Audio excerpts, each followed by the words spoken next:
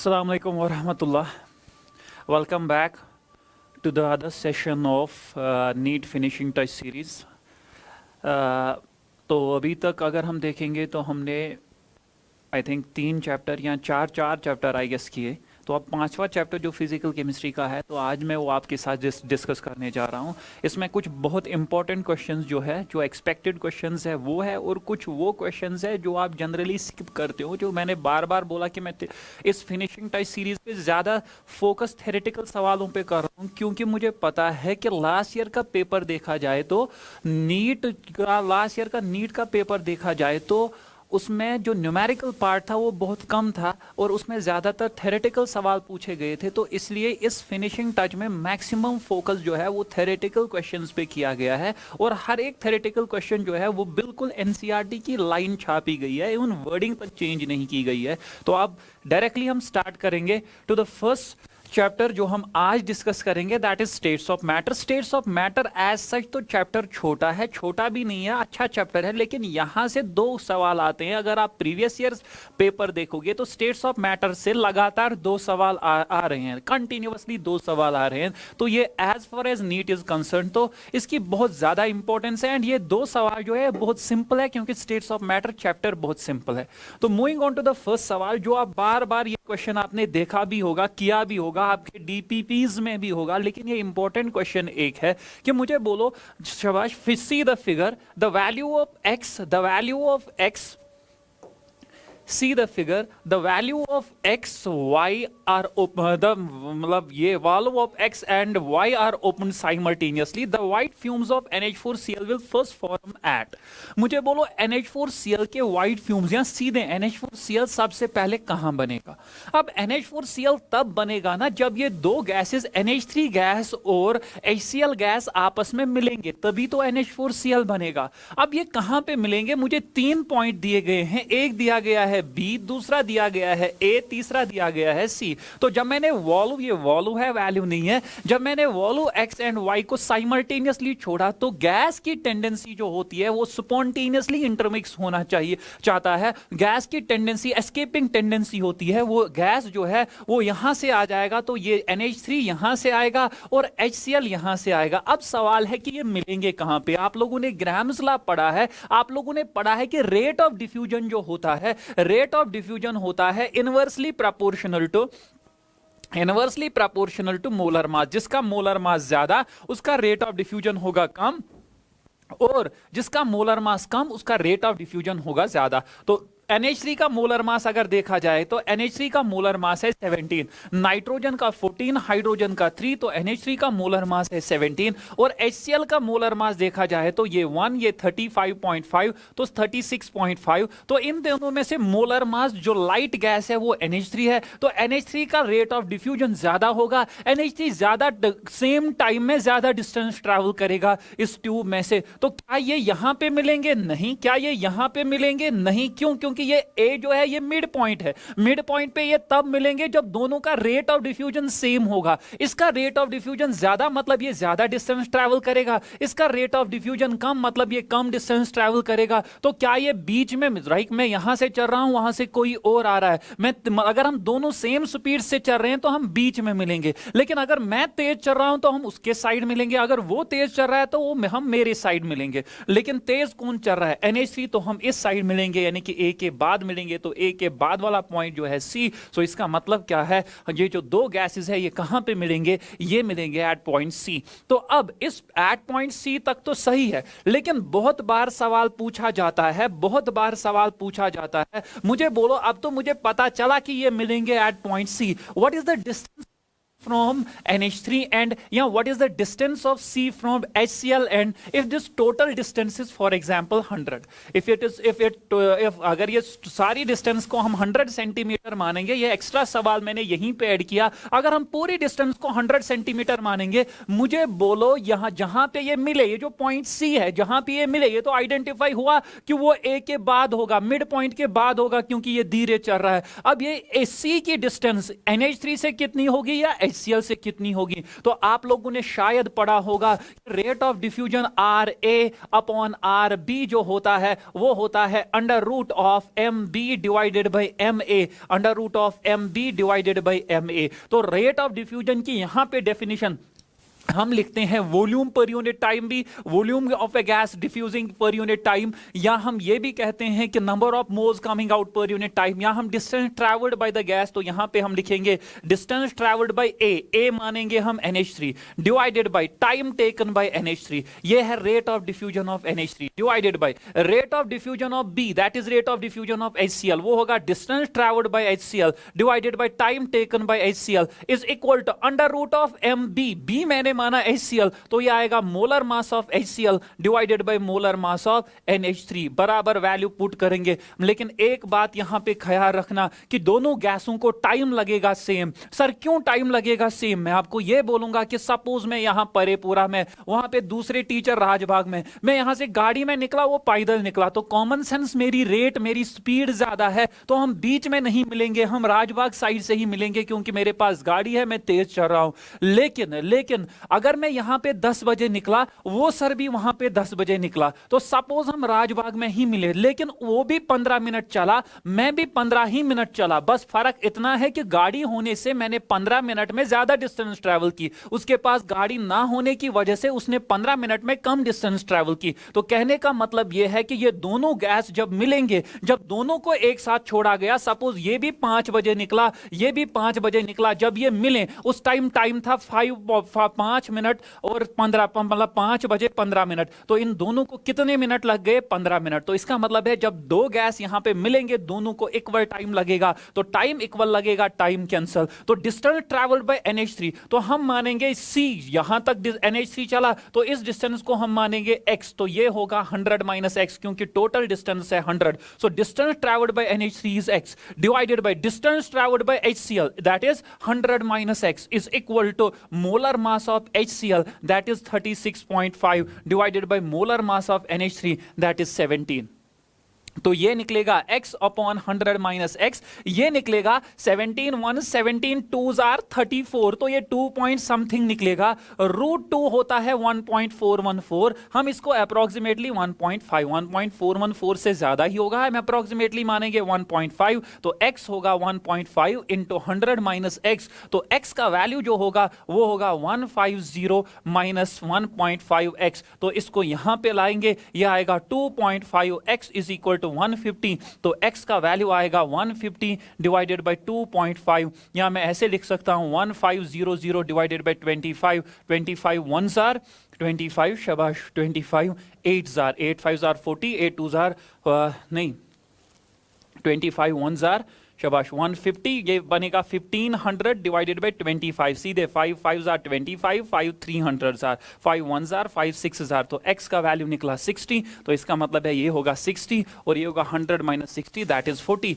आप खुद से भी देखना, ये मैंने ऐसे ही सवाल बनाया, कैलकुलेशन पार्ट फिर एक बार देखना, तो हम जल्दी चल रहे हैं, तो कैलकुलेशन पार्ट फिर एक बार आप देखोगे, बाकी आपको आई होप आप लोगों को ये सवाल समझ में आया होगा। तो हम एक तो ये निकाल सकते हैं कि गैस मिलेगा कहां पे, दूसरा हम ये भी निकाल सकते हैं कि शाबाश distance travelled by the gas कितनी है।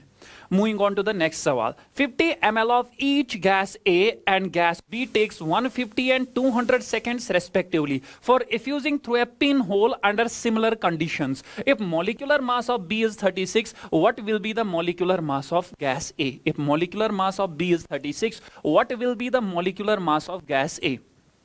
तो बराबर यहां पे मैं और एक बात आपको ऐड करूंगा, ये दूसरा सवाल ग्राहम्स लॉ पे ही है। ग्राहम्स लॉ पे सवाल आता है, लेकिन ग्राहम्स लॉ एनसीईआरटी ने नहीं लिखा है, लेकिन अगर आप प्रीवियस ईयर नीट पिछले ही साल के 2-3 साल के नीट पेपर्स कलेक्ट करोगे तो मतलब आपको ग्राहम्स लॉ ऑफ डिफ्यूजन पे सवाल मिलेगा। अब मुझे बोलो, जब भी मुझे दो गैसेस के डिफ्यूजन के कंपैरिजन पे सवाल आता है, तो हम ऑलवेज लिखते हैं RA upon RB, rate of diffusion of gas A divided by rate of diffusion of gas B is equal to under root of MB divided by MA। Under similar conditions.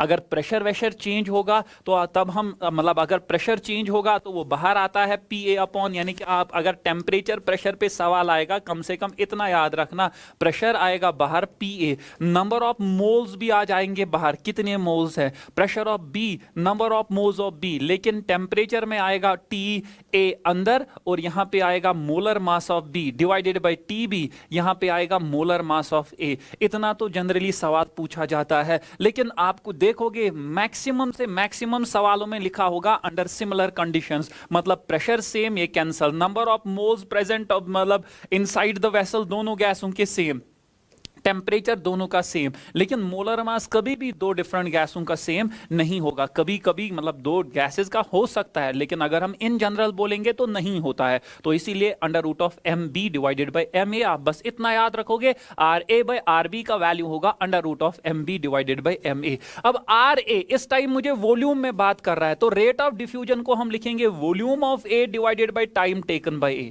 Divided by volume of B divided by time taken by B is equal to under root of MB। B का molar mass मुझे given है 36 divided by molar mass of A, मुझे MA निकालना है।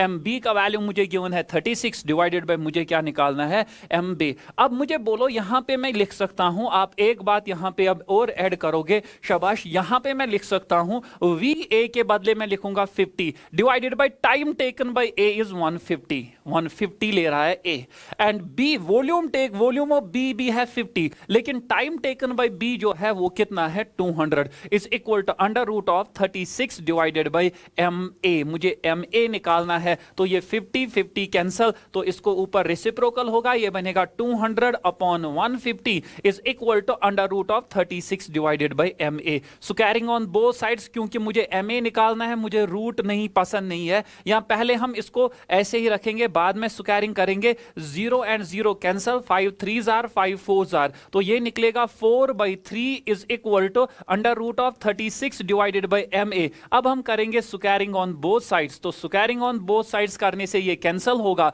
4 square आएगा 16, 3 square आएगा 9, ये आएगा 36 डिवाइडेड बाय MA, तो MA जाएगा इधर, ये बनेगा 36 into 9 divided by 16, 4 4s are 4 9s are, तो ये बनेगा 81 divided by 4, 4 2s are 8, 0 4 2s are 4 5s are, ये निकलेगा 20.25। सो द करेक्ट आंसर इज 20.25। तो ग्राहम्स लॉ पे सवाल जो है वो या तो मोलर मास कैलकुलेशन पे आएगा, या तो ऐसे ही सवाल आ जाएगा जो पहला सवाल हमने किया। तो इन पे जो है, इन पे थोड़ा सा आप टाइम स्पेंड करोगे, क्योंकि ग्राहम्स लॉ से सवाल आता है, ये बहुत सिंपल सा एक टॉपिक है।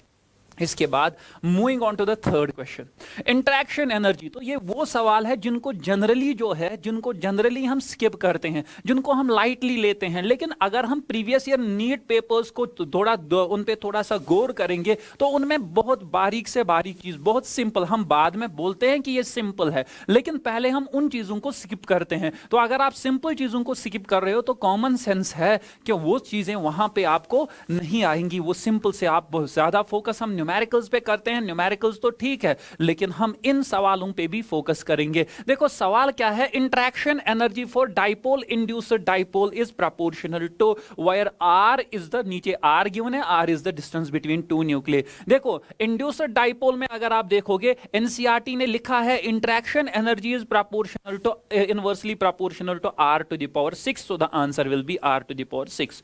डाइपोल यानी कि लंदन फोर्सेस में भी inversely proportional to R to the power 6। देखो मैं बोल क्या रहा हूं, जरूरी नहीं है कि वो इंड्यूस्ड का पूछे, वो डाइपोल का पूछ सकता है, लंदन फोर्सेस का पूछ सकता है। तो अगर इंड्यूस्ड इसमें भी R to the power 6, London dispersion forces में भी inversely proportional to R to the power 6। लेकिन अगर आप देखोगे डाइपोल इंटरेक्शन में एनसीईआरटी ने क्या लिखा है, बिटवीन स्टेशनरी पोलर, अगर स्टेशनरी पोलर मॉलिक्यूल्स लिखा है तब वो लिखेगा नीचे inversely proportional to R to the power 3 अगर स्टेशनरी है, लेकिन अगर रोटेटिंग पोलर मॉलिक्यूल्स है तब inversely proportional to R to the power 6। लेकिन स्टेशनरी रोटेटिंग तब आएगा जब डाइपोल आएगा। यहां पे डाइपोल इंड्यूस्ड तो कोई परेशानी है ही नहीं, so the answer will always be inversely proportional to R to the power 6। critical temperatures of four gases A, B, C and D, critical temperatures of four gases A, B, C and D are, शाबाश, इतना Kelvin, इतना Kelvin, इतना Kelvin and इतना Kelvin respectively. Which of the following has stronger intermolecular forces? देखो ये सवाल जो है ये एनसीईआरटी का सवाल नंबर 5.22 एक्सरसाइज में क्वेश्चन नंबर 5.22 आप चेक करोगे, वहां पे भी बिल्कुल सेम सवाल. Critical temperature for carbon dioxide and methane are इतना एंड इतना respectively. Which of these has stronger intermolecular forces and why? तो अगर आप लोगों को पता है क्रिटिकल टेम्परेचर, सिंपल से सिंपल भाषा में मैं बोलूंगा, ये इसकी फॉर्मूला है 8a/27 RB. तो क्रिटिकल टेम्परेचर एंड ए में क्या रिलेशन है? Direct relation. ए क्या है? It is the measure of the magnitude of intermolecular attractive forces. तो इसका मतलब क्या है? जिसका ए ज्यादा उसमें इंटरमोलिकुलर फोर्सेस ऑफ अट्रैक्शन ज्यादा. जिस उस गैस में जब इंटरमोलिकुलर फोर्सेस ऑफ अट्रैक्शन ज्यादा, लेकिन यहां से जिसका ए ज्यादा उसका क्रिटिकल टेम्परेचर ज्यादा. तो जिसका क्रिटिकल टेम्परेचर ज्यादा उसका ए ज्यादा, उसमें इंटरमोलिकुलर फोर्सेस ऑफ अट्रैक्शन जो होंगे वो स्ट्रांग होंगे. तो strong intermolecular forces of attraction जो है उसमें होंगे जिसमें क्रिटिकल टेम्परेचर ज्यादा. तो सबसे ज्यादा इनमें से 405 है डी का. सो the correct answer is D. वो ऑर्डर पे भी बोलेगा कि ऑर्डर ऑफ इंटरमोलिकुलर फोर्सेस पे बोलो. तो जिसका क्रिटिकल टेम्परेचर ज्यादा उसके इंटरमोलिकुलर फोर्सेस स्ट्रांग, जिसका क्रिटिकल टेम्परेचर कम उसके इंटरमोलिकुलर फोर्सेस जो है वो होंगे वीक. और एक सवाल जो मेरा है, that is volume occupied by 4.4 grams of carbon dioxide eight 0 degree Celsius and 1 bar pressure is. तो मैं बार बार बोलता हूं, देखो अगर मुझे शाबाश, अगर मुझे सवाल में मेरे पास स्टेट्स ऑफ मैटर में दो ही, मतलब अगर हम आइडियल गैस का पार्ट देखेंगे तो अगर मेरे पास मुझे बोलो वॉल्यूम, प्रेशर, टेम्परेचर में से या नंबर ऑफ मोल्स या mass, number of moles and mass एक ही बात है ऑलमोस्ट. तो अगर इन चार में से मुझे कोई तीन प्रॉपर्टीज गिवन है तो चौथा मुझे सीधे इनको कंपेयर करके निकलेगा. वो कंपैरिजन इनका जो है वो सिंपल, एक सिंपल सी इक्वेशन है जिसको आप आइडियल गैस इक्वेशन बोलते हो. अब मुझे बोलो मुझे वॉल्यूम निकालना है, मुझे गिवन है मास, मास गिवन है तो मोल्स भी गिवन है, मुझे टेम्परेचर गिवन है यानी कि एन भी गिवन है, टी भी गिवन है, प्रेशर भी गिवन है. वॉल्यूम निकालना है तो चार स्टेट वेरिएबल्स को कौन रिलेट करती है? एक इक्वेशन है जिसको हम आइडियल गैस इक्वेशन या इसको हम इक्वेशन ऑफ स्टेट भी बोलते हैं. तो इस इक्वेशन ऑफ स्टेट से चार स्टेट वेरिएबल्स जो है वो रिलेट हो रहे हैं आपस में. तो प्रेशर गिवन है 1 और प्रेशर गिवन है 1 बार. वॉल्यूम एन का वैल्यू जो है वो आएगा mass by molar mass 4.4, carbon dioxide का मोलर मास 44, कार्बन का कितना, कार्बन का 12, ऑक्सीजन का 16 इंटू 2 तो 32 प्लस 12 इज 44 इंटू आर. मैं बार बार बोलता हूं जब प्रेशर गिवन होगा बार में तो हम आर का वैल्यू 1/12 यूज कर सकते हैं. इंटू टी, टी मुझे गिवन है कितना, 0 डिग्री सेल्सियस, तो वो आएगा अप्रोक्सीमेटली 273 या 273.15 केल्विन. अगर आप एग्जैक्टली देखोगे तो this 1s are, this 0.1s R, तो 1 into V is V, V आ जाएगा 0.1 इंटू, देखो 12 1s आर, 12 2s आर 24, तो वहां पे 3 बच गए, ये बन गया 33. तो 12 2s आर अगेन इज 24, ये 22 पॉइंट समथिंग आ जाएगा. तो 22 पॉइंट समथिंग इंटू 0.1 वो आएगा 2.2 something. So the answer will B 2.2 litres. तो इसका आंसर जो होगा वो होगा 2.2 लीटर्स. शाबाश. Moving on to the next one. शाबाश. ये देख लो सवाल, the SI unit for the quantity PV square T square divided by N is. देखो एनसीईआरटी का सवाल नंबर 5.20 डायरेक्टली सवाल एनसीईआरटी का उठा के छापा गया है यहां पे. What would be the SI unit for the quantity of PV square T square divided by N. PV square T square divided by N का एसआई यूनिट क्या होगा? तो एसआई यूनिट आप फिजिक्स में पहले ही दिन पढ़ते हो, 11th में पहले ही क्लास में, आप पहली ही क्लासेस में आप पढ़ते हो कि एसआई यूनिट या यूनिट्स एंड मेजरमेंट उसी टाइम पढ़ते हो. हमें उसके साथ अभी कुछ लेना देना नहीं है. प्रेशर जो है तो मैं यहां पे, मुझे न्यूटन में गिवन है तो प्रेशर को मैं लिखूंगा न्यूटन पर मीटर स्क्वायर. अब वॉल्यूम जो है एसआई यूनिट में आएगा मीटर क्यूब इसका स्क्वायर, और टेम्परेचर आएगा केल्विन का स्क्वायर, डिवाइडेड बाय एन का यूनिट आएगा मोल. तो ये बनेगा newton per metre square, metre cube का square is metre 6, kelvin square mole inverse. तो अब मुझे बोलो मीटर स्क्वायर एंड यहां पे बचेगा 4, तो यूनिट बचेगा newton metre 4 kelvin square mole inverse. तो देख लो newton metre 4 kelvin square mole inverse. Option C है, ऑप्शन डी है, तो इसका आंसर ऑप्शन डी होगा. Moving on to the next one. at 0 degrees Celsius when the density of a certain oxide of a gas at 3 bar is same as that of dioxygen at 5 bar, शाबाश, the molecular mass of the oxide is। देख लो, मैं सवाल तो दिखाऊंगा, सवाल की language आपको समझ में आई होगी, लेकिन एनसीईआरटी पे सवाल है, एक्सरसाइज में 5.4 सवाल क्या है? at 0 degree Celsius the density of a certain oxide of a gas at 2 bar, मैंने बस यहां पे 2 को 3 लिखा है, is same as that of dinitrogen, मैंने लिखा है डाइनाइट्रोजन के बदले डाइऑक्सीजन at 5 bar, बस इतना चेंज किया है। what is the molecular mass of the oxide, इस ऑक्साइड का क्या मॉलिक्यूलर मास होगा? तो डायरेक्टली एनसीईआरटी का सवाल कॉपी पेस्ट है। तो अब मुझे बोलो, आपको डेंसिटी दिया है, density of A certain oxide, तो मैं लिखूंगा डेंसिटी ऑफ ऑक्साइड जो है it is equal to density of dioxygen that is O2, density of dioxygen that is O2। अब डेंसिटी की फॉर्मूला आप लोगों ने पढ़ा है, equation PV is equal to nRT को जब हम n में n को लिखते हैं मास बाई मोलर मास, इस मोलर मास को इधर लाते हैं, ये आता है m by V into RT, m by V है डेंसिटी, तो PM निकलता है किसके बराबर? DRT, तो D किसके बराबर निकलता है? PM divided by RT। तो डेंसिटी ऑफ ऑक्साइड के बदले में लिखूंगा, शाबाश, pressure of oxide, pressure of oxide into molar mass of oxide divided by R, तो यूनिवर्सल गैस कांस्टेंट है, into temperature of oxide is equal to pressure of oxygen dioxygen into molar mass of dioxygen divided by R into temperature of dioxygen. देखो R and R cancel होगा क्योंकि universal gas constant है। अब बचा temperature of oxide and temperature of O2। मुझे eight 0 degree Celsius, क्या कहीं पे सवाल में लिखा है कि टेंपरेचर गैसियस ऑक्साइड का अलग है और डाइऑक्सीजन का अलग है? नहीं, तो इसका मतलब है दोनों 0 डिग्री सेल्सियस या 273.15 केल्विन, तो दोनों कैंसिल होंगे। प्रेशर ऑफ ऑक्साइड मुझे गिवन है कितना? The density of a certain gaseous oxide at 3 bar, तो ये गिवन है 3। मोलर मास ऑफ ऑक्साइड मुझे निकालना है, is equal to pressure of dioxygen मुझे गिवन है 5 बार, और मोलर मास ऑफ डाइऑक्सीजन होता है 32 क्योंकि ऑक्सीजन का 16 O2 का 32, तो मोलर मास ऑफ ऑक्साइड किसके बराबर आएगा? मोलर मास ऑफ ऑक्साइड जो आएगा वो आएगा 5 2 10, 5 3 15 plus 1 is 16 divided by 3, 3 5 are 15, 3 3 are, तो 53.33 जो होगा वो इसका होगा मोलर मास। आई होप आप लोगों को सवाल समझ में आया होगा।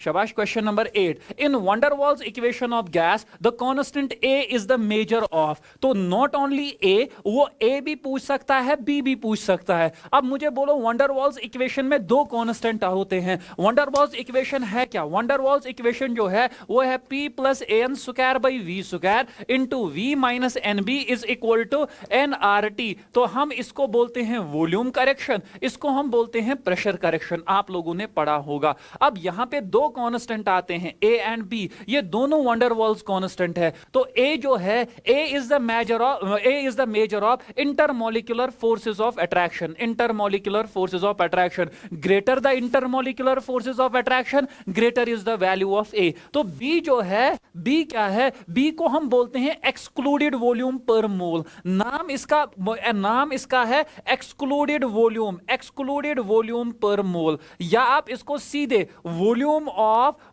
ऑफ गैस मॉलिक्यूल्स भी बोल सकते हो। लेकिन याद रखना इसकी सिग्निफिकेंस जो है ये रिप्रेजेंट करता है साइज, दैट इज B जो है it is directly proportional to size, तो जिसका साइज ज्यादा उसका B ज्यादा। अब मुझे बोल रहा है A वंडरवॉल्स कांस्टेंट A की सिग्निफिकेंस क्या है? It is the measure of intermolecular forces of attraction, तो measure of intermolecular attractive forces, ये एनसीईआरटी की लाइन है। Value of A is the measure of magnitude of intermolecular attractive forces within the gas, and ये point अब यहीं पे याद रखना, it is independent of pressure and temperature, ये प्रेशर एंड टेम्परेचर पे डिपेंड नहीं करता है। तो moving on to the next one, which one of the following statements is incorrect regarding assumptions of KTG? KTG जो है assumptions of kinetic molecular theory of gases, तो KTG के कुछ assumptions है जो आप लोगों ने पढ़े हैं, जैसे KTG के assumptions जो है आप लोगों की कॉपी पे लिखे हैं, एनसीईआरटी पे लिखी हैं, आप लोगों ने अच्छे से पढ़े हैं, और नॉट ओनली यहाँ पे फिजिक्स में भी पढ़े हैं। तो अब मुझे बोलो कौन सा इनकरेक्ट है? देखो हम यहाँ पे देखेंगे कौन सा इनकरेक्ट है। Collisions of gas molecules are elastic, ये तो पहले ही इनकरेक्ट है। क्यों? Because the collisions between the gas molecules are perfectly elastic. NCERT की लाइन है, they are perfectly elastic, that is there is no increase और decrease in the total energy, that is there is no loss और gain of the total energy या kinetic energy, क्योंकि gas molecules की जो energy होती है वो purely kinetic होती है। और उसके बाद ये लिखा है, however the individual energies of the colliding gas molecules may change but total energy change नहीं होती है, that is energy before the collision and after the collision होती है सेम। ये एनसीईआरटी की लाइन है। Particles of a gas are always in constant random motion, yes. और एक पॉइंट क्या है, there is no force of attraction between the particles of the gas at ordinary pressure and temperature, बिल्कुल eight ordinary temperature लिखा है, वहां पे भी सही, तो बिल्कुल सही स्टेटमेंट। और लास्ट में at any particular time different particles have different kinetic energies, yes. सभी पार्टिकल्स की काइनेटिक एनर्जी सेम नहीं होती है, तभी तो मैक्सवेल डिस्ट्रीब्यूशन आया, तभी तो मैक्सवेल डिस्ट्रीब्यूशन आ गया, distribution of speeds and distribution of kinetic energies. तो यहाँ पे जो इनकरेक्ट स्टेटमेंट है वो इनकरेक्ट स्टेटमेंट ये है। Moving on to the next one, the lowest imaginary temperature at which gases are supposed to occupy zero volume is। तो अगर आप लोगों ने पढ़ा है चार्ल्स लॉ का पहला स्टेटमेंट जो है वो मुझे कहता है volume at any T degree Celsius is equal to V0 plus T upon 273.15 times V0। यानी कि चार्ल्स लॉ ने बोला कि अगर हम 1 डिग्री सेल्सियस टेम्परेचर राइज करेंगे volume at constant pressure and keeping the amount of gas constant, यानी कि जब आप n number of moles and pressure को कांस्टेंट मानते हो, तब अगर आप 1 डिग्री सेल्सियस टेंपरेचर बढ़ाओगे तो वॉल्यूम बढ़ता है by a definite fraction, that is 1/273.15 times V0, that is volume of the gas at 0 degree Celsius. लेकिन फाइनली उसने एक इक्वेशन दी, वो इक्वेशन ये आपके सामने मैंने लिखी। अब मुझे बोलो, शाबाश, ये मुझे बोल रहा है कि मुझे बोलो गैसेस का वॉल्यूम 0 कब होगा, गैसेस का वॉल्यूम 0 कब होगा। तो इसका मतलब Vt का वैल्यू जो है, Vt का वैल्यू हमें 0 लाना है, तो V0 प्लस शाबाश T अपॉन 273.15 टाइम्स V0 का वैल्यू आना चाहिए 0, क्योंकि किस टेंपरेचर पे वॉल्यूम जो होगा वो 0 होगा। तो volume at T degree Celsius हमने माना 0, तो हम इसको उस साइड शिफ्ट करेंगे तो V0 का वैल्यू आएगा minus T upon 273.15 times V0। ये उस साइड जाएगा तो ये बनेगा माइनस, तो V0 एंड V0 कैंसल, ये बनेगा 1 is equal minus T upon 273.15, तो माइनस T निकलेगा 273.15, तो T निकलेगा माइनस 273.15 डिग्री सेल्सियस। और इसी को हम मानते हैं क्या, 0 केल्विन, यानी कि 0 केल्विन पे वॉल्यूम ऑफ द गैस हम मानते हैं कितना आ जाएगा 0। तभी तो हम कहते हैं कि temperature below minus 273.15 is not possible, क्योंकि वॉल्यूम नेगेटिव आता है। तो मिनिमम या सॉरी मिनिमम पॉसिबल टेंपरेचर जो एग्जिस्ट कर सकता है that is minus 273.15 degree Celsius, उससे कम टेंपरेचर पॉसिबल नहीं है। तो गैसेस का वॉल्यूम 0 होता है, लेकिन कब, जब टेंपरेचर कितना होगा, माइनस 273.15 डिग्री सेल्सियस, या जिसको आप 0 केल्विन या जिसको आप एब्सोल्यूट 0 भी कहते हो। ये एनसीईआरटी ने लिखा है, द लोवेस्ट हाइपोथेटिकल और imaginary temperature at which gases are supposed to occupy 0 volume is called as absolute 0। Moving on to the next one, Shabai, the energy required to increase the surface area of the liquid by 1 unit is defined as। तो अगर आपने surface tension not only chemistry में physics में पढ़ा है, surface tension के साथ साथ आप सरफेस एनर्जी भी पढ़ते हो, तो यहाँ पे एनसीईआरटी की एग्जैक्ट लाइन है शाबाश। तो हम यहाँ पे क्या करते हैं, तो आपको पता है शाबाश, सरफेस टेंशन जब आप पढ़ते हो तो ये बल्क जो ऊपर होता है पार्टिकल, इसका जो नेट फोर्स होता है वो डाउनवर्ड्स होता है। If the surface of the liquid is increased by pulling a molecule from the bulk, attractive forces will have to overcome, तो this will require expenditure of energy। और उसके बाद उसने लिखा है the energy required to increase the surface area of the liquid by 1 unit is called surface energy। तो उसको हम बोलते हैं क्या, surface energy। तो ये आपने डिटेल में वहां पे पढ़ा है, इसीलिए मैंने थोड़ा सा इसमें जल्दबाजी की, लेकिन आपको पता है एनसीईआरटी की लाइन है कि अगर हम टेम्परेचर यूनिट 1 यूनिट से, मतलब अगर हम सरफेस एरिया 1 यूनिट से लिक्विड का बढ़ाएंगे तो मुझे एक एनर्जी खर्च करनी पड़ेगी, जिस एनर्जी को हम बोलते हैं क्या, सरफेस एनर्जी। तो moving on to the next one, शाबाश, ये था question number 11। Question number 12, the temperature at which gases obey ideal gas law, तो at which a real gas obeys ideal gas law और an appreciable range of pressure is called Boyle temperature. यहां Boyle's temperature जो भी आप बोलोगे, the temperature at which a real gas obeys ideal gas law और an appreciable range of pressure is called क्या, शाबाश, is called Boyle's temperature या Boyle's point. तो टी का वैल्यू होता है A upon R B. TB का value जो होता है वो होता है A अपॉन आर बी। लेकिन ये इंपॉर्टेंट नहीं है, इससे ज्यादा इंपॉर्टेंट है ये लाइन, बॉयल पॉइंट जो है ये डिपेंड करता है upon the nature of the gas. और ये पॉइंट भी इंपॉर्टेंट है, above their Boyle point gases show positive deviation, above their Boyle point gases show positive deviation from ideality. And Z value, जब पॉजिटिव डिविएशन आइडियलिटी मतलब from ideal behaviour दिखाएगा तो Z का value होगा greater than 1। Maximum critical temperature among the following is, तो मैंने आपको class में बोला था, एक तरीका बोला था याद रखने का कि जिसका हमने value of A for some gases लिखा था, जिसका A ज्यादा हम उसका क्रिटिकल टेम्परेचर भी ज्यादा मानेंगे, क्योंकि critical temperature is directly proportional to A। लेकिन वो एक गोट तरीका था याद रखने का। अगर हम एग्जैक्ट तरीका देखेंगे तो NCERT ने एक टेबल दिया है, यहां पे गैसेस दी है, यहां पे उनका क्रिटिकल टेम्परेचर दिया है। तो क्रिटिकल टेम्परेचर सबसे ज्यादा वाटर का दिया है उसने, लेकिन दूसरा उसने NH3 का दिया है 405.5 केल्विन और इसका 647। तो order NH3 order water greater than NH3 greater than CO2 greater than O2 greater than N2 greater than H2 and greater than HE। ये है क्रिटिकल टेम्परेचर का ऑर्डर जो NCERT ने दिया है। तो सबसे ज्यादा वाटर फॉलोड बाय NH3। अब इसने वाटर नहीं लिखा है, H2 CO2 O2 NH3 लिखा है। सो the correct answer is NH3।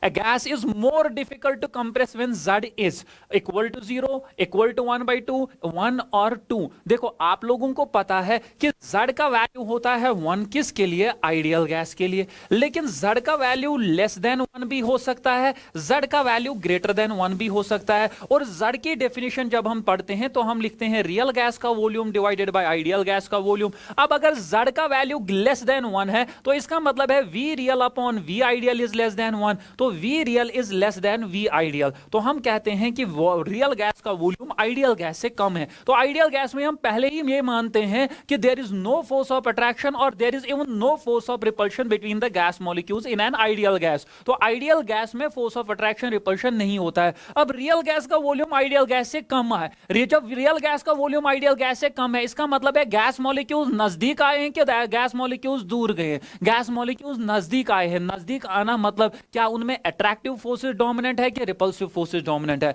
Attractive forces dominant है। तो जब Z होगा लेस देन 1 तो यहां पे याद रखना अट्रैक्टिव फोर्सेस डोमिनेंट होते हैं। और जब अट्रैक्टिव फोर्सेस डोमिनेंट होते हैं यानी कि दो गैस मॉलिक्यूल्स एक दूसरे को अट्रैक्ट कर रहे हैं तो इनको नजदीक लाना, कंप्रेस करना इजी है, इनको लिक्विफाई करना इजी है। तो compressibility is easy, these gases are easy to compress, then these gases are easy to liquefy, these gases are easy to liquefy। And इस डिविएशन को हम क्या बोलते हैं, इस डिविएशन को हम बोलते हैं negative deviation from ideal behaviour. लेकिन अब अगर Z होगा ग्रेटर देन 1 तो V real upon V ideal होगा ग्रेटर देन 1, V रियल होगा ग्रेटर देन V आइडियल। तो कहने का मतलब क्या है, रियल गैस का वॉल्यूम आइडियल से ज्यादा होगा। वो कब पॉसिबल है, जब अट्रैक्टिव फोर्सेस डोमिनेंट है तब तो नजदीक आएंगे, ज्यादा वॉल्यूम है, ज्यादा वॉल्यूम मतलब रिपल्सिव फोर्सेस डोमिनेंट है। तो यहां पे हम लिखते हैं कि रिपल्सिव फोर्सेस डोमिनेंट है और ये गैस जो है ये गैस डिफिकल्ट टू लिक्विफाई है। क्यों, क्योंकि जब रिपल्सिव फोर्सेस डोमिनेंट है difficult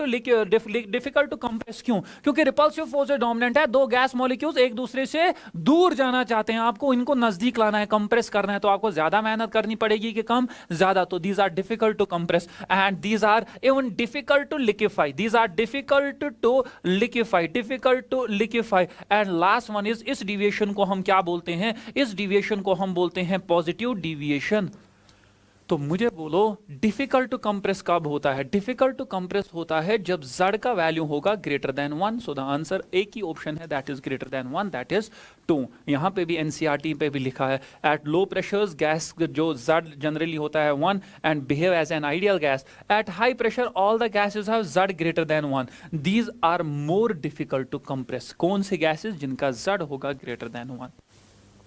moving on to the next one, the ratio of UMP U average U RMS is, ये डायरेक्टली एनसीईआरटी ने लिखा है, ये आप पढ़ते भी हो, इसको हम डिराइव भी करते हैं, तो रेशियो डायरेक्टली एनसीईआरटी ने लिखा है 1:1.228:1.224, सो द आंसर विल बी 1:1.228:1.224, 1:1.128:1.224.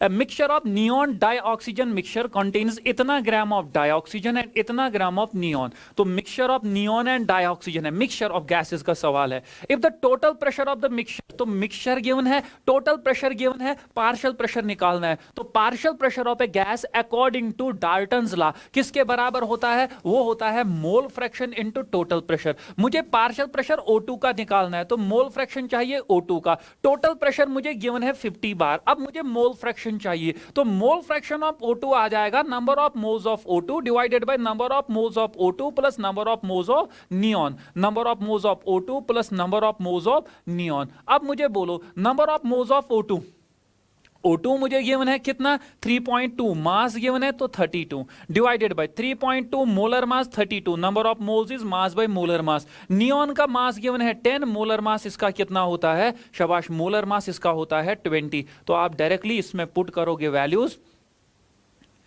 शाबाश, आप डायरेक्टली इसमें वैल्यूज पुट करोगे तो आपका डायरेक्टली यहां से मोल फ्रैक्शन आ जाएगा, ये आएगा 0.1/0.1 प्लस 0.5, यह आएगा 0.1/0.6, वो आ जाएगा 1/6, सो the answer will B 1/6 into, और कितना आ जाएगा 50, तो 6 8 48 पॉइंट, तो यहाँ पे 2 6 3 18, 6 3 18, तो यह आएगा 8.33 bar. Moving on to the next one, यह है question number 16. Question number 17, a balloon is filled with hydrogen at room temperature, it will burst if the pressure exceeds, ये एनसीईआरटी का इंटेक्स सवाल है लेकिन थोड़ी सी चेंज है, it will burst if the pressure exceeds 0.5 bar, values change किए गए हैं. इफ एट 1 बार, तो अगर प्रेशर मुझे गिवन है 1 बार, मुझे वॉल्यूम जो गिवन है वो गिवन है 2.24, और मुझे बोल रहा है कि मुझे बोलो किस वॉल्यूम तक बैलून को एक्सपेंड कर सकते हैं, तब तक बैलून को एक्सपेंड कर सकते हैं जब तक प्रेशर कितना होगा 0.5 बार, तो आपको वॉल्यूम निकालना है. हम इसको मानेंगे P1, इसको मानेंगे V1, इसको मानेंगे P2, इसको मानेंगे V2. तो मुझे पता है हमेशा जब एक प्रेशर एक, मुझे पता है ऑलवेज जब ये दो डिफरेंट कंडीशंस गिवन होंगी, मैं यूज करता हूं एक ही equation, P1 V1 upon N1 T1 is equal to P2 V2 upon N2 T2. Always, मैंने क्लास में भी बोला है, बॉयल्स लॉ, चार्ल्स लॉ, ऐसा कुछ याद ही नहीं रखना है, हम ऑलवेज एक इक्वेशन याद रखेंगे. बैलून सेम है, नंबर ऑफ मोल्स का कोई जिक्र नहीं, मतलब number of moles same,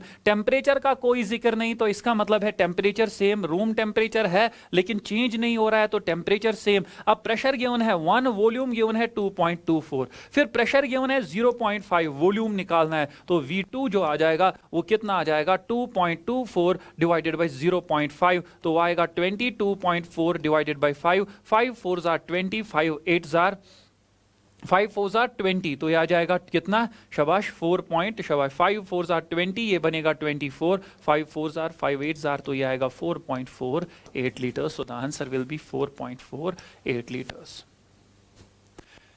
1, 2 and 3 are 3 isotherms respectively at T1, T2 and T3 shown in the graph. Directly NCERT का ग्राफ कॉपी किया गया है, बिल्कुल 100% एनसीईआरटी, नई एनसीईआरटी पे पेज नंबर 141. हाँ, there will be slight difference in the page numbers, क्योंकि जो नई एनसीईआरटी है, लेटेस्ट एनसीईआरटी है, तो ये उसका पेज नंबर दिया गया है. जो पुरानी एनसीईआरटीज है तो उनका पेज नंबर थोड़ा सा 1-2 पेज ऊपर नीचे हो सकता है, तो मे बी कोई बाद में आप में से देयर आर, मतलब जितने देखने वाले हैं, जितने अच्छे चाहने वाले हैं, उससे ज्यादा क्रिटिक ही है मार्केट में, जो जिनको ओनली एक चीज आ जाएगा दैट इज क्रिटिसिज्म, वो बस इस चीज को पकड़ेंगे कि दैट पेज नंबर इसने 141 दिया है लेकिन मेरी एनसीईआरटी पे तो 138 ही है. दैट हार्डली मैटर्स, ये एनसीईआरटी पे है भाई, ये एनसीईआरटी पे है. हाँ, जिसके पास नई एनसीईआरटी है, लेटेस्ट है, तो उसका पेज नंबर जो होगा वो होगा 141. जिसके पास नई एनसीईआरटी नहीं है तो उसका पेज नंबर नीचे ऊपर हो सकता है, पीछे ही होगा 138 137, ऐसा कुछ पेज नंबर हो सकता है। तो moving on to the question, तो मुझे बोल रहा है कि मेरे पास 3 आइसोथर्म्स गिवन है P वर्सेस 1/V। तो अब आप लोगों को पता है बॉयल्स लॉ मुझे कहता है P is equal to K/V, that is P is equal to K into 1/V। तो मुझे पता है, और ये K जो होता है इसको हम बॉयल्स लॉ कांस्टेंट बोलते हैं। K होता है directly proportional to N, K होता है डायरेक्टली प्रोपोर्शनल टू T। मैंने आप लोगों को बोला है। अब मुझे बोलो, ये मैंने लिया y एक्सिस पे, ये मैंने लिया x एक्सिस पे, तो x का कोफिशिएंट होता है m, y is equal to mx का ग्राफ आता है ये। तो अगर ये p, ये 1/v पूरा मैंने x एक्सिस पे लिया है, तो इसका ग्राफ और इस ग्राफ की स्लोप जो होगी, इस ग्राफ की slope that is m, m किसके बराबर है k। तो यहां पे k जो है वो स्लोप है, लेकिन k जो है वो है डायरेक्टली प्रोपोर्शनल टू टेम्परेचर। तो इसका मतलब है जिसका k ज्यादा उसका टेम्परेचर ज्यादा, k है स्लोप। तो तीनों में स्लोप किसकी ज्यादा, स्लोप ज्यादा 3 की, तो इसका टेम्परेचर ज्यादा होगा T3, K3, फिर आएगा K2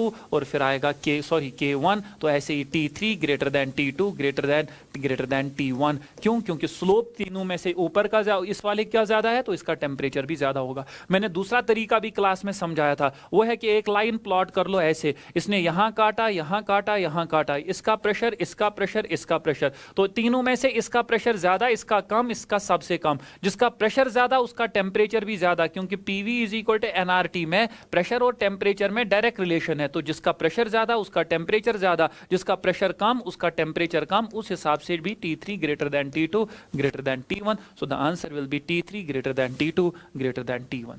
incorrect statement about viscosity is, ये विस्कोसिटी जो है ये एक ऐसा टॉपिक है जिसको मैक्सिमम लोग स्किप करने पे होते हैं, जिसको मैक्सिमम लोग स्किप करते हैं। तो विस्कोसिटी का एक सवाल जो है, इसमें 4 स्टेटमेंट्स है, इनकरेक्ट स्टेटमेंट बोलना है, 4 स्टेटमेंट्स है। तो all the 4 statements are related to viscosity. तो सबसे पहले विस्कोसिटी की definition, it is the measure of resistance of to flow which arises due to the internal friction of layers of fluid, internal friction between the layers of the fluid। तो मुझे पता है viscosity क्या होता है, resistance to the flow due to the internal friction between the layers of the fluid। यही तो definition है, ये NCERT पे लिखा है। It is the one characteristic properties of liquids, viscosity is a measure of resistance to flow which arises due to the internal friction, which arises due to the internal friction। तो ये मैंने लिखा है। अब इसके बाद क्या है, विस्कोसिटी कोफिशिएंट। विस्कोसिटी कोफिशिएंट में NCERT ने एक लॉ लिखा है, अगर आपने देखा होगा, Newton's law of viscosity, F is equal to, या मैं अब डायरेक्टली इक्वेशन लिखूंगा, F is equal to eta A du by dz। इसको हम बोलते हैं वेलोसिटी ग्रेडियंट, इसको हम बोलते हैं क्या, वेलोसिटी ग्रेडियंट। शाबाश। और ईटा को हम बोलते हैं, eta is proportionality constant and is called as coefficient of viscosity, and is called as coefficient of viscosity. देखो वैसा यहां पे A होता है एरिया ऑफ कांटेक्ट। तो अगर मैं A का वैल्यू पुट करूंगा 1, du by dz का वैल्यू पुट करूंगा 1, तो ये भी 1, ये भी 1, F का वैल्यू आएगा ईटा के बराबर। तो ये कोफिशिएंट ऑफ विस्कोसिटी 4c होता है। ये कोफिशिएंट ऑफ विस्कोसिटी जो है ये 4c होता है, लेकिन कब, जब du by dz that is velocity gradient होगा यूनिटी 1, और जब contact area of contact A का वैल्यू भी क्या होगा, 1। ये NCERT ने भी लिखा है, viscosity coefficient is the force when velocity gradient is unity and the area of contact is unit area, यानी कि A का वैल्यू भी 1 है। तो ईटा को हम बोलते हैं क्या, कोफिशिएंट ऑफ विस्कोसिटी। तो NCS ने क्या लिखा है, viscosity coefficient is the force, ये तो सही है, when velocity gradient is greater than unity. No, it should have been when velocity gradient is equal to unity. इसने ग्रेटर देन लिखा है, so this makes it incorrect. And the area of contact is unit area, ये तो सही है, बस वहां पे एक गलती इसने की है। On increasing temperature viscosity of a liquid decreases. तो यहां पे लिखा है viscosity of a liquid decreases as the temperature rises. क्यों? क्योंकि जब आप टेम्परेचर, आप सीधे आप एज्यूम कर लो कि आपके पास कोई विस्कस लिक्विड है, आपके पास ऑयल है, जो आप घर में कुकिंग ऑयल यूज करते हो, वो थोड़ा सा विस्कस होता है। जब आप उसको, शाबाश, जब आप उसको हीट देते हो, क्या वो बराबर उतना विस्कस रहता है कि उसकी विस्कोसिटी कम होती है? विस्कोसिटी कम होती है because at higher temperature molecules have high kinetic energy. तो जब टेम्परेचर ज्यादा, काइनेटिक एनर्जी ज्यादा, फ्लो ज्यादा होगा, रेजिस्टेंस टू द फ्लो कम होगा, यानी कि विस्कोसिटी जो होगी वो कम होगी। Unit of viscosity coefficient is newton second. Unit of viscosity coefficient is newton second, ये है metre to the power -2, small m, metre to the power -2 और पॉइस। तो अगर आप कोफिशिएंट ऑफ विस्कोसिटी का यूनिट देखोगे, आप यहां से भी निकाल सकते हो, इसका मीटर पर सेकंड, इसका मीटर स्क्वायर, इसका न्यूटन, तो आपको डायरेक्टली निकलेगा अपना अपना यूनिट पुट करके। लेकिन एनसीईआरटी ने लिखा है इसका एसआई यूनिट जो होता है वो होता है newton second metre to the power -2, newton second metre to the power -2, और जिसको हम नाम देते हैं क्या, poise, named after a great scientist शाबाश जॉन लुइस पॉइजल, जो भी लिखा है तो इसको हम बोलते हैं पॉइस। तो ये है coefficient of viscosity. Question number 20, ये है question number 19। Question number 20, which of the curve belongs to H2 gas. जब हम इसने PV वर्सेस P ग्राफ बनाया है, तो PV वर्सेस P अगर आप लोगों ने पढ़ा है, H2 एंड हीलियम दिखाते हैं एक्सेप्शनल बिहेवियर। जो नॉर्मल रियल गैस बिहेवियर होता है वो बिल्कुल ऐसे होता है, नॉर्मल रियल गैस बिहेवियर बिल्कुल ऐसे होता है। लेकिन जो हाइड्रोजन एंड हीलियम है वो पहले से ही दिखाते हैं पॉजिटिव डिविएशन, अगर आप लोगों ने पढ़ा है। और हाइड्रोजन एंड हीलियम का जब हम PV वर्सेस P ग्राफ पढ़ते हैं तो स्लोप होती है B। कब? जब PV वर्सेस P ग्राफ पढ़ते हैं तो स्लोप होती है B किसके लिए? For hydrogen and helium. लेकिन अगर हम Z वर्सेस P भी ग्राफ प्लॉट करेंगे तब स्लोप होती है B/RT। तब स्लोप जो होती है वो होती है क्या? तब स्लोप होती है B/RT। या आप डायरेक्टली लिख सकते हो, शाबाश, आप डायरेक्टली लिख सकते हो। तो अब मुझे बोलो B, स्लोप जो हाइड्रोजन एंड हीलियम का है that is directly proportional to B। अब B हाइड्रोजन का ज्यादा होगा कि हीलियम का? मैंने क्लास में भी बोलता था हाइड्रोजन मॉलिक्यूल है, इसका साइज ज्यादा है देन हीलियम एटम, तो B of H2 is greater then B of O2। तो इन दोनों में से कोई हाइड्रोजन है, कोई हीलियम है। अब हाइड्रोजन कौन है? जिसका स्लोप ज्यादा होगा, तो स्लोप इसका ज्यादा है, ये हाइड्रोजन, ये हीलियम, तो C is hydrogen, D is helium, C is hydrogen. या अगर आपने एनसीईआरटी का ग्राफ देखा है, एनसीईआरटी ने यही 4 लाइंस बनाई है। A है कार्बन मोनोऑक्साइड, B है C मतलब CH4, C है हाइड्रोजन एंड D है helium. So the answer will B hydrogen.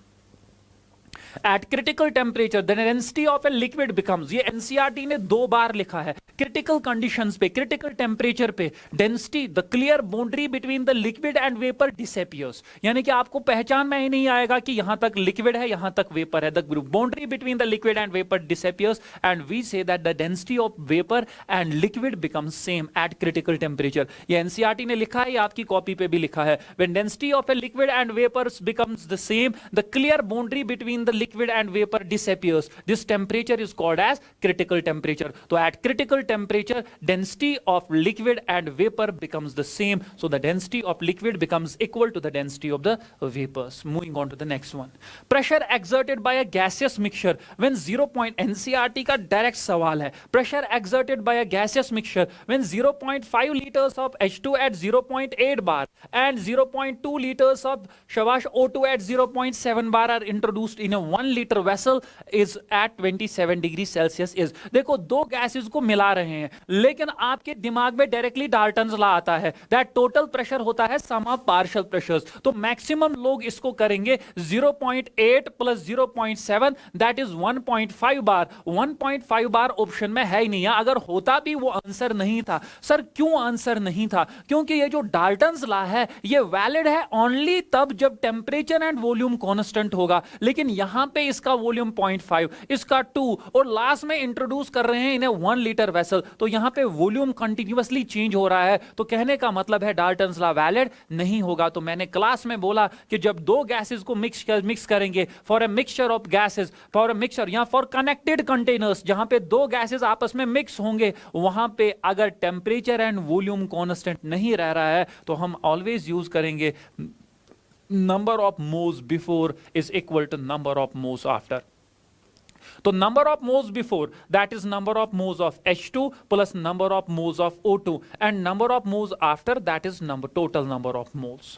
तो number of moles extensive properties है, ऐड कर सकते हैं। अब number of moles PV is equal to NRT, तो नंबर ऑफ मोल्स जो होगा वो किसके बराबर होगा? PV divided by RT. तो हम यूज करेंगे pressure of hydrogen into volume of hydrogen divided by R into temperature of hydrogen plus pressure of O2 into volume of O2 divided by R into temperature of O2, pressure of mixture volume of mixture divided by R into temperature of mixture. अब मुझे एक बात बोलो, are are and are दफा होगा, temperature भी constant है 27 degree Celsius, एक ही टेम्परेचर दिया है, तो टेम्परेचर क्या हो जाएगा, कैंसल, टेम्परेचर भी कैंसल होगा। अब बचा प्रेशर ऑफ हाइड्रोजन, हाइड्रोजन का प्रेशर मुझे गिवन है 0.8 इनटू वॉल्यूम ऑफ हाइड्रोजन वो गिवन है 0.5 प्लस प्रेशर ऑफ ऑक्सीजन वो गिवन है 0.7 इनटू वॉल्यूम उसका गिवन है 2 is equal to pressure of mixture into volume of mixture. देखो वॉल्यूम ऑफ मिक्सचर मैं दो बातें बोलता था, एक बोलता था कि वॉल्यूम ऑफ मिक्सचर हम जनरली लेते हैं VA प्लस VB, दो गैसेस के वॉल्यूम का सम, लेकिन कब, जब हम दो गैसेस के बीच वाली दीवार को हटाएंगे। लेकिन अगर हम इन दो गैसेस को किसी तीसरे वेसल में इंट्रोड्यूस कर रहे हैं तो final volume, volume of the gas, volume of the mixture is equal to the volume of the container in which it is kept. तो अगर मैं इसको 1 लीटर वेसल में से मैं इंट्रोड्यूस कर रहा हूं तो final volume, volume of the mixture मुझे गिवन है 1, तो प्रेशर ऑफ मिक्सचर जो होगा वो किसके बराबर होगा, ये आएगा 0.4, ये आएगा 1.4, तो प्रेशर ऑफ मिक्सचर आ जाएगा 1.4 plus 0.4 is 1.8, so the correct answer will be 1.8 bar. बहुत अच्छा सवाल था। Moving on to the next one. At 298 Kelvin and 760 mm of Hg pressure, a gas occupies 600 ml volume. What will be its pressure at a height where temperature is 283 Kelvin and volume? तो मुझे बोल रहा है कि एक gas है जो कहीं पे, जहां पे टेम्परेचर है 298 केल्विन, जहां पे प्रेशर है, ये है टेम्परेचर, जहां पे प्रेशर है 760 mm of Hg और जहां पे वॉल्यूम है 600 ml। तो अब मैं क्या कह रहा हूं, what will be its pressure at a height, अब मैं इसी गैस को ले रहा हूं to a height where temperature is, जहां पे टेम्परेचर है 283 केल्विन, जहां पे वॉल्यूम है 640 ml, और मुझे बोलो इसका प्रेशर क्या होगा। तो सीधे हम इसको मानेंगे T1 P1 V1, इसको T2 V2 P2। तो मुझे पता है एक टेम्परेचर, एक मतलब एक कंडीशन पे सारी, मतलब एक स्टेट पे सारी कंडीशंस का वैल्यू गिवन है, सारे स्टेट वेरिएबल्स का वैल्यू गिवन है, दूसरी कंडीशन पे बाकी स्टेट वेरिएबल्स गिवन है, बस एक गिवन नहीं है। तो मैं यूज ऑलवेज क्या करूंगा, P1 V1 upon N1 T1 is equal to P2 V2 upon N2 T2। Number of moles का कोई जिक्र नहीं तो हम कांस्टेंट मानते हैं, N होगा कैंसल, तो ये होगा 760, वॉल्यूम इनिशियली गिवन है 600, T1 गिवन है 298 इज इक्वल टू P2 मुझे निकालना है, V2 गिवन है 640 डिवाइडेड बाय ये गिवन है 283। तो यहां से आप P2 निकालोगे, सिंपल कैलकुलेशन करोगे तो आपको P2 जो है, P2 का वैल्यू जो है, P2 का वैल्यू आ जाएगा। अब moving on to the next one. Difference between normal boiling point and standard boiling point of water is, अगर आप लोगों के पास एनसीईआरटी है तो एनसीईआरटी में एक टॉपिक दिया है लिक्विड स्टेट में वेपर प्रेशर। वेपर प्रेशर में उसने स्टैंडर्ड बॉइलिंग पॉइंट भी डिफाइन किया है। बॉइलिंग पॉइंट को हम आप जनरली बोलते हो वो टेम्परेचर जब वेपर प्रेशर बनेगा एक्सटर्नल प्रेशर के बराबर, लेकिन वहां पे normal boiling point and standard boiling point define किया गया है। स्टैंडर्ड नॉर्मल बॉइलिंग पॉइंट होता है जब प्रेशर होगा 1 atm, at 1 atm pressure boiling point is called as, boiling temperature is called as normal boiling point। लेकिन अगर 1 बार होगा, 1 बार पे इसी boiling point को हम बोलते हैं standard boiling point। at one, if the external pressure is 1 atm, boiling point is called as normal boiling point। if the external pressure is 1 bar, the boiling point is called as standard boiling point। लेकिन अगर आप देखोगे 1 बार जो होता है 1 atm से थोड़ा कम होता है, 1 atm is equal to 1.01325 bars, यानी कि 1 atm 1 बार से स्लाइटली ज्यादा होता है। तो एज अ रिजल्ट ये लिखा है as 1 bar is slightly less, 1 bar slightly less किससे होता है, 1 atm प्रेशर से। Therefore standard boiling point is always slightly lower than normal boiling point. Standard boiling point थोड़ा सा कम होता है नॉर्मल बॉइलिंग पॉइंट्स पे, नॉर्मल बॉइलिंग पॉइंट से। देखो अगर मैं यहां पे मानूंगा 1 atm, 1 बार जो है वो इससे थोड़ा कम है, तो यहां तक लेने के लिए आपको कम टेम्परेचर लेना पड़ेगा, यहां तक लेने के लिए आपको ज्यादा टेम्परेचर, थोड़ा सा एक्स्ट्रा टेम्परेचर देना पड़ेगा। तो इसका मतलब है यहां का boiling point at 1 atm is greater than boiling point at 1 bar, यानी कि नॉर्मल बॉइलिंग पॉइंट जो होता है वो स्लाइटली ज्यादा होता है स्टैंडर्ड बॉइलिंग पॉइंट से। जैसे वाटर का नॉर्मल बॉइलिंग पॉइंट है 100 डिग्री सेल्सियस और वाटर का स्टैंडर्ड बॉइलिंग पॉइंट है 99.6, तो चेंज कितना है, डिफरेंस कितना है, 100 माइनस 99.6 वो आएगा 0.4 डिग्री सेल्सियस। चेंज चाहे सेल्सियस में निकालो या केल्विन में निकालो, सेम आप इसको 0.4, या आप इसको केल्विन में पहले ही लिखोगे 373, इसको केल्विन में लिखोगे 372.6, तब भी आपको आंसर आएगा 0.4 kelvin. So the difference is 0.4। NCERT का सवाल है तो इंपॉर्टेंट तो है ही ये। At higher altitudes, atmospheric pressure is dash, therefore liquids at higher altitudes boil at dash temperatures। तो ये आप लोगों को पता है, ये आप 12th सॉल्यूशन में भी पढ़ते हो बॉइलिंग पॉइंट में। At higher altitudes जो है तो प्रेशर धीरे, जितना हम ऊपर जाएंगे प्रेशर कम होगा, तो एटमॉस्फेरिक प्रेशर कम होता है। तो जब एटमॉस्फेरिक प्रेशर कम होता है तो मुझे वेपर प्रेशर को एटमॉस्फेरिक प्रेशर, पहले एटमॉस्फेरिक प्रेशर इतना, तो मुझे ज्यादा टेम्परेचर लगता था, लेकिन एट हायर आल्टीट्यूड्स ये कम हुआ, एट हायर आल्टीट्यूड्स प्रेशर कम हुआ, तो मुझे टेम्परेचर भी कम लगेगा यहां तक लाने के लिए। तो at higher altitudes the atmospheric pressure is low and therefore at higher altitudes जो शाबाश जो वाटर है या लिक्विड है that will boil at lower temperature. At high altitudes atmospheric pressure is low, therefore liquids at high altitudes boil at lower temperatures in comparison to the liquids at sea level. ये लिखा है NCERT पे। Since water boils at low temperature on hills, therefore pressure cooker is used for cooking food. यहां पे pressure cooker का हम use करते हैं जब हम ऊपर कहीं पे पहाड़ों वहाड़ों पे जाएंगे। शाबाश, ये हम ऑलरेडी पढ़ भी चुके हैं, ये आप लोगों को पता भी है, ये एनसीईआरटी का पॉइंट भी है। Identify the incorrect statement. Cl negative में तो एनसीईआरटी पे हाइड्रोजन बॉन्डिंग लिख के है, आप केमिकल बॉन्डिंग में पढ़ते हो, लेकिन एनसीईआरटी पे थोड़ा सा हाइड्रोजन बॉन्डिंग को छेड़ा है। किसने? एनसीईआरटी ने, स्टेट्स ऑफ मैटर में। Cl नेगेटिव में पार्टिसिपेट, तो जनरली आप लिखते हो हाइड्रोजन बॉन्ड बनता है 3 most electronegative, that is fluorine, oxygen और नाइट्रोजन के साथ, लेकिन क्लोरीन भी कभी कभी हाइड्रोजन बॉन्डिंग में पार्टिसिपेट करता है। तो जैसे यहां पे लिखा है hydrogen bonding is regarded as being limited to nitrogen, oxygen and fluorine, but species such as Cl negative may also participate in the hydrogen bonding. तो ये सही स्टेटमेंट है, मुझे लेकिन इनकरेक्ट पहचानना है। Energy of hydrogen bond varies between 100 and 1000 kilojoule per mole. Energy of hydrogen bond varies between 10 and 100 kilojoule per mole. So the answer will always be 10 and 100 को 100 के बीच में, तो इसने 100 and 1000, तो ये वाला स्टेटमेंट गलत है। तो मेरा आंसर जो है यहां पे यही है। Thermal energy is directly proportional to the temperature. बिल्कुल सही, thermal energy is the energy arising due to motion of atoms और molecules and it is directly proportional to temperature of the substance. ये बिल्कुल सही। Boiling does not occur when the liquid is heated in a closed vessel. Exactly सही। Boiling does, NCERT का point, does not occur when the liquid is heated in a closed vessel. So the only incorrect statement is ये। इसमें अगर यहां पे 100 to ये होता है 10 to 100, इसने लिखा है 100 to 1000। Moving on to the next one. Critical temperature of water NH CO2, NH3CO2, O2 respectively are this and this Kelvin. Which one will liquefy first when we start cooling from 700 Kelvin? तो मैं बार बार class में बोलता था कि जिसका critical temperature ज्यादा, वो gas जो है easy to liquefy, easy to liquefy, पहले भी लिक्विफाई होगा, उसको लिक्विफाई करना इजी है, और उसमें इंटरमोलिकुलर फोर्सेस स्ट्रांग होते हैं। ये 3 पॉइंट याद रख लो। तो इजी टू लिक्विफाई कौन होगा? जिसका क्रिटिकल टेम्परेचर ज्यादा। क्रिटिकल टेम्परेचर सबसे ज्यादा इन में से 647, वो किसका है? वाटर का। सो the answer is water. Sir क्यों? देखो 700 केल्विन क्रिटिकल टेम्परेचर होता क्या है? वो टेम्परेचर जिसके ऊपर एक गैस लिक्विफाई नहीं होगा, whatever the pressure applied be, उसके नीचे एक गैस लिक्विफाई होता है। वो टेम्परेचर जिसके ऊपर गैस लिक्विफाई नहीं होगा लेकिन जिसके नीचे गैस लिक्विफाई होगा, या जहां तक एक गैस को लिक्विफाई कर सकते हैं। तो मेरे पास वाटर है, मेरे पास कौन है? NH3 है, मेरे पास CO2 है, मेरे पास O2 है। तो इसका मुझे क्रिटिकल टेम्परेचर गिवन है कितना? 647 पॉइंट समथिंग, इसका 405 point something, 304 and 154 point something. देखो एट 700 केल्विन, 700 केल्विन इससे ज्यादा है, ये लिक्विफाई नहीं होगा। ये इससे भी ज्यादा है, इससे भी ज्यादा है, क्योंकि ये ओनली यहां तक लिक्विफाई होगा।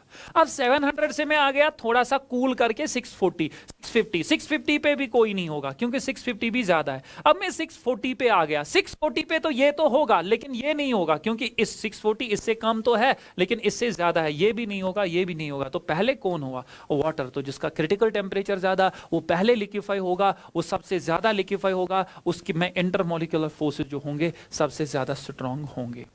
The average kinetic energy of an ideal gas पर मॉलिक्यूल इज। तो एवरेज काइनेटिक एनर्जी, तो काइनेटिक एनर्जी जो है अगर टोटल निकालनी होती है तो हम लिखते हैं 3/2 nRT। हमें only translational kinetic energy syllabus में है। ये परसों किसी बच्चे ने मुझे फोन पे भी पूछा था, सर हम फिजिक्स में F/2 RT लिखते हैं, क्या हम यहां पे F/2 लिखेंगे क्या 3/2? ऑलवेज 3/2। तो हम यहां पे लिखेंगे शाबाश काइनेटिक एनर्जी। अगर आप देखोगे मोलर काइनेटिक एनर्जी, जिसको आप काइनेटिक एनर्जी पर मोल भी बोलते हो, दैट इज 3/2 RT। और तीसरा है एवरेज काइनेटिक एनर्जी, जिसको आप kinetic energy of a molecule भी बोलते हो। तो kinetic energy of a molecule, एक मॉलिक्यूल की kinetic energy, that is 3/2 kT, that is 3/2 kT, where K is Boltzmann's constant and is equal to R divided by Na, एंड इसका value 1.38 into 10 to the power -23 होता है।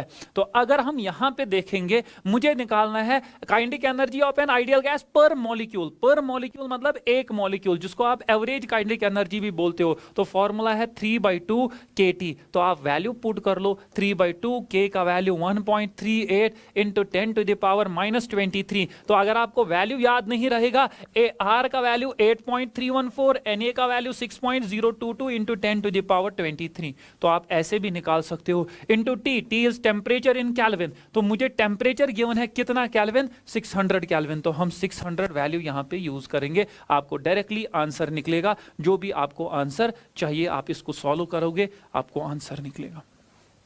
Moving on to the next one. शाबाश, question number 28 था ये। Question number 29. A real gas at 500 Kelvin and 2 bar has a molar volume of 0.21. Molar volume of this gas at NTP will be, NTP simply means STP. Molar mass of this gas, molar volume of this gas at STP will be. देखो मुझे given है real gas, ideal gas नहीं लिखा है, real gas लिखा है। तो ideal gas नहीं लिखा है, real gas लिखा है। फिर एक बार सुनना, ideal gas नहीं लिखा है, real gas लिखा है। तो मुझे given है टेम्परेचर कितना 500 केल्विन, और प्रेशर मुझे गिवन है कितना 2 बार, और दूसरा मुझे वो molar volume, molar volume is V/N, volume पर मोल, वो गिवन है 0.21, और मुझे निकालना है मोलर वॉल्यूम एट STP। तो STP पे टेम्परेचर होता है 273.15 केल्विन और प्रेशर होता है 1 बार, और शाबाश वॉल्यूम, मोलर वॉल्यूम मुझे निकालना है, V/N का वैल्यू मुझे निकालना है, V/N का वैल्यू मुझे निकालना है। तो अगर आप लोगों ने पढ़ा है, अब हम आप बोलते मैं यूज करता P1 V1 upon N1 T1 is equal to P2 V2 upon N2 T2, तो बिल्कुल सही मैं ये यूज करता। लेकिन अगर आइडियल गैस होता, लेकिन गैस क्या है? रियल। तो रियल गैस में हम पढ़ते हैं, रियल गैस में हम पढ़ते हैं PV अपॉन nRT जो होता है वो होता है Z के बराबर। Z1 भी हो सकता है, तो आइडियल 2 3 4 कुछ भी हो सकता है, या तो वॉन डर वाल्स इक्वेशन। लेकिन वॉन डर वाल्स इक्वेशन में A एंड B का वैल्यू पता होना चाहिए, A एंड B का वैल्यू पता है ही नहीं, तो मैं ये यूज करूंगा। तो मैं लिखूंगा P1 V1 upon N1 R T1 Z1, P2 V2 upon N2 R T2 जो है वो Z2 के बराबर है। अगर Z सेम गिवन है तो इसका मतलब है this is equal to this, इसका मतलब है ये दो भी आपस में बराबर होंगे। तो अब सवाल में पहले चेक करना है क्या Z सेम गिवन है? हाँ, assuming Z to be same. अब Z का वैल्यू मुझे गिवन है सेम, तो इसका मतलब है मैं ये इक्वेशन यूज कर सकता हूं। सर अगर Z सेम नहीं होता तो मैं ये इक्वेशन यूज करता, पहले यहां से ये इक्वेशन यूज करता, तो ये इक्वेशन से मुझे Z1 निकलता, या Z1 मुझे गिवन होता। तो देखो अगर मुझे ये गिवन होता 2, ये गिवन होता 4, तो हम अप्रोक्सीमेटली, तो मैं यहां पे क्या करूंगा, अगर Z1 एंड Z2 का वैल्यू गिवन होगा तो मैं लिखूंगा P1 V1 upon N1 R T1, और Z1 इज इक्वल टू 1, इस Z1 को यहां डिवाइड किया, P2 V2 upon N2 R T2 Z2 is equal to 1। तो अब ये भी 1 ये भी 1, तो इसका मतलब है P1 V1 upon N1 R T1 Z1 is equal to P2 V2 upon N2 R T2 Z2। तो R एंड R कैंसिल होगा, तो हम यूज करेंगे P1 V1 upon N1 T1 Z1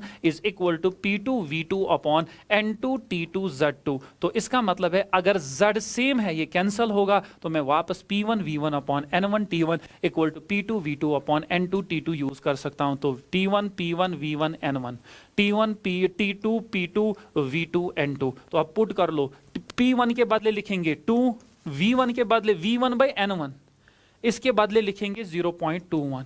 divided by, शाबाश, T2 के बाद नीचे है T1, T1 के बदले लिखेंगे 500 is equal to P2, P2 के बदले 1, V2 बाय N2 मुझे निकालना है, तो V2 बाय N2 को ऐसे ही रखेंगे, डिवाइडेड बाय T2 का वैल्यू मुझे गिवन है 273.15, तो V2 बाय N2 का वैल्यू आ जाएगा 2 इंटू 0.21 इंटू 273.15 डिवाइडेड बाय 500। तो जब आप ये सॉल्व करोगे आपको डायरेक्टली 0.218 आंसर आ जाएगा। ये सवाल आप खुद से सॉल्व करना। तो ये याद रखना, यहाँ पे एक एक्स्ट्रा टर्म आ गया Z1 एंड Z2।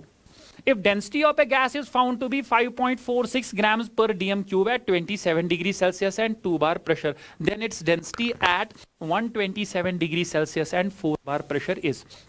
अब मुझे बोलो, एक गैस की डेंसिटी मुझे गिवन है 5.46, लेकिन कब? जब टेम्परेचर है 27 डिग्री सेल्सियस और आपको पता है मुझे सेल्सियस में नहीं ऑलवेज केल्विन में चाहिए, तो मैं प्लस 273 करूंगा तो ये मुझे आ जाएगा 300 केल्विन। और प्रेशर जो मुझे गिवन है वो गिवन है 2 बार, प्रेशर गिवन है 2 बार। तो मुझे बोल रहा है कि इसकी डेंसिटी निकालो, लेकिन कब? जब टेम्परेचर होगा 127 डिग्री सेल्सियस, तो 127 को केल्विन में कन्वर्ट करोगे तो ये 400 केल्विन आएगा, और प्रेशर जो गिवन है वो गिवन है 4 बार। तो अगर आप लोगों ने कभी सुना है P1M1 upon D1T1 is equal to P2M2 upon D2T2, P2M2 upon D2T2, देखो गैस सेम है, गैस चेंज नहीं हो रहा है, उसी गैस की डेंसिटी निकालनी है, तो मोलर मास गैस का क्या रहेगा? कांस्टेंट। अब P1 का वैल्यू ये 1, T1, D1 इसको मानेंगे 2, 2 एंड 2, तो P1 के बदले 2, शाबाश, D1 के बदले 5.46 और ये आ जाएगा इनटू ये आएगा 300 इज इक्वल टू, तो ये मुझे कितना बोलो, ये कितना आ जाएगा? P2 आ जाएगा 4 अपॉन D2 मुझे निकालना है, इनटू T2 आ जाएगा 400, तो 4 अपॉन 400 इज 1/100, तो D2 जाएगा उधर, तो ये आएगा 5.46 इंटू 300 डिवाइडेड बाय 100 तो अपना ही है, और आ जाएगा 2, ये एंड ये कैंसिल होगा, 2 1s are 2 2s are 4, 2 7s are 14, 2 3s are, तो 3 3s are 9, 3 7s are 21, 3 2s are 6, 6 plus 2 is 8, तो आंसर आ जाएगा 8.19 and 8.19 is approximately equal to 8.2, तो ये इसका आंसर होगा। Question number 31, if value of Z is equal to, हो गया। अब एक दो क्वेश्चन और, शायद इसके बाद एक क्वेश्चन है। If value of Z is equal to, Z is compressibility factor, it is equal to for a real gas, then volume of 1 mole of a gas at STP is, then volume of 1 mole of a gas at STP is. तो again real gas है तो मैं use करूंगा PV upon NRT is equal to Z, पढ़ा है। तो अब मुझे Z का वैल्यू गिवन है 2, P का वैल्यू मुझे बोलो STP पे कितना होगा, 1 बार या 1 ATM। अब मुझे वॉल्यूम निकालना है, डिवाइडेड बाय 1 इंटू R का वैल्यू देखो, प्रेशर बार में गिवन है, नहीं प्रेशर में ATM में ले रहा हूं, तो R का वैल्यू आएगा 0.0821 इंटू T का वैल्यू जो आएगा वो आएगा 273.15 केल्विन, क्योंकि STP पे शाबाश टेम्परेचर जो होता है वो 273.15, तो यहां से वॉल्यूम आ जाएगा। या आप सीधे लिखोगे P अपॉन, इसको मैं ऐसे लिखूंगा या ऐसे मैं लिखूंगा V upon NRT by P, शाबाश, V अपॉन N, या मैं ऐसे लिखूंगा V upon N into RT by P is equal to Z, क्योंकि PV is equal to NRT, तो NRT बाई, शाबाशो, NRT by P, RT by P जो है आप लोगों को मैंने बोला ये होता है molar volume, is equal to Z। तो V जो है V होगा, शाबाश, V जो है V मुझे निकालना है, divided by 1 into molar volume at STP is 22.4, Z का वैल्यू 2, तो V आएगा 2 इंटू 22.4, वो आएगा 44.8 लीटर। तो ऐसे भी निकलेगा, या आप ऐसे भी लिख सकते हो Z is equal to V real upon V ideal, शाबाश, molar volume of a real gas upon molar volume of an ideal gas. तो Z का वैल्यू मुझे गिवन है 2, रियल गैस का मोलर वॉल्यूम मुझे निकालना है, आइडियल गैस का मोलर वॉल्यूम एट STP कितना होता है 22.4, तो रियल गैस का मोलर वॉल्यूम अगेन आएगा 44.8। तो ये तरीका भी कर सकते हो, ये तरीका भी कर सकते हो, और सबसे सिंपल तरीका जो है Z is equal to V real upon V ideal. Question number 32, temperature at which the root mean square speed, temperature at which, हाँ इसके बाद थर्मोडायनेमिक्स है, temperature at which the root mean square speed at which the root mean square speed of oxygen gas becomes equal to most probable speed of sulfur dioxide gas. Root mean square speed of oxygen gas, that is a u RMS of O2 किसके बराबर बनता है? u most probable of SO2. तो हम formula लगाएंगे, u RMS की formula है under root of 3R temperature of O2 upon molar mass of O2 root 3RT by m. Most probable की फॉर्मूला है root 2R temperature of SO2 divided by molar mass of SO2. Root and root दोनों side cancel, तो ये R and R भी cancel होगा, तो उस side आएगा 3 into temperature of oxygen. Temperature of oxygen जो है वो मुझे निकालना है. Eight what temperature? Temperature at which the root mean square velocity of oxygen gas becomes equal to the most probable speed of sulphur dioxide at 600. तो मुझे molar mass of oxygen होगा 32 is equal to 2 temperature of sulphur dioxide मुझे given है 600 divided by molar mass of मतलब SO2 आएगा 64. तो 32 1s are 32 2s are 2 and 2 cancel, 3 1s are 3 200s are. तो temperature जो आ जाएगा TO2 वो आ जाएगा 200 kelvin. So the answer will B 200 kelvin. तो आई होप आप लोगों को ये समझ में आया. This was all about states of matter. अब आपको एक DPP मिलेगा, उस DPP में आज मैंने कोई डैश भी इंक्लूड किए हैं, वो भी आप करोगे, और उसके बाद अपने DPP में अपने 30 क्वेश्चन तो होंगे ही, लेकिन एक चीज एक्स्ट्रा मैं ऐड करूंगा, क्योंकि मुझे टोटल 30 अब यहाँ पे 32 हो गए. एक एक्स्ट्रा चीज मैं ऐड करूंगा जिस पे आप थोड़ा सा नजर दोगे. वो क्या है? वो है Maxwell distribution of speed. Maxwell distribution of speed आप लोगों ने पढ़ा होगा. तो मैक्सवेल डिस्ट्रीब्यूशन ऑफ स्पीड में आप लोग ग्राफ ये पढ़ते हो, तो ये T1 तो और ये T2, तो T1 T2 is greater then T1. दूसरा आप पढ़ते हो मैक्सवेल डिस्ट्रीब्यूशन में, और एक ग्राफ आप पढ़ते हो ऐसे, दूसरा ग्राफ पढ़ते हो ऐसे, ये M1 ये M2, तो वहां पे आप लिखते हो molar mass of M1 is greater then molar mass of M2. तो मैक्सवेल डिस्ट्रीब्यूशन के ग्राफ्स जो है वो आप देखोगे, क्योंकि वहां से भी सवाल आ सकता है. बाकी जो है, बाकी हम अभी 2-3 मिनट का रेस्ट लेके थर्मोडायनेमिक्स स्टार्ट करेंगे. तब तक के लिए थैंक यू. और प्लीज जो DPP आपको मिलेगा वो सॉल्व करना, और इससे जो मैं यहाँ पे पढ़ा रहा हूँ इससे मैक्सिमम लोगों को बहुत फायदा पहुंचेगा. क्योंकि ये वो चीजें हैं, कुछ ऐसी चीजें, हाँ देयर आर मनी थिंग्स जो आप लोगों को ऑलरेडी पता है, लेकिन देयर आर सम थिंग्स जिनको आप लाइटली ले रहे हो. और जैसे नीट का पेपर अब आने लगा है, क्योंकि बाकी सारे सवाल आपके ऑलरेडी आपकी बुक्स में प्रेजेंट है, लेकिन अब जो नए सवाल वो NCERT की सीधे लाइन उठा के सवाल स्टेटमेंट बेस्ड या मैच द फॉलोइंग टाइप सवाल आ रहा है, तो उनको मतलब कवर करने की कोशिश हो रही है इस मेरे लेक्चर में. क्योंकि आप देखोगे हर एक सवाल में आपको NCERT का पेज नंबर ब्रैकेट में मिलेगा. हर एक सवाल में आपको NCERT का पेज नंबर ब्रैकेट में मिलेगा. एवरी क्वेश्चन में जो भी सवाल मैंने लिखा है NCERT का पेज नंबर एवरी सवाल में आपको ब्रैकेट में मिलेगा. Thank you. 2 मिनट में मिलेंगे. अल्लाह हाफिज.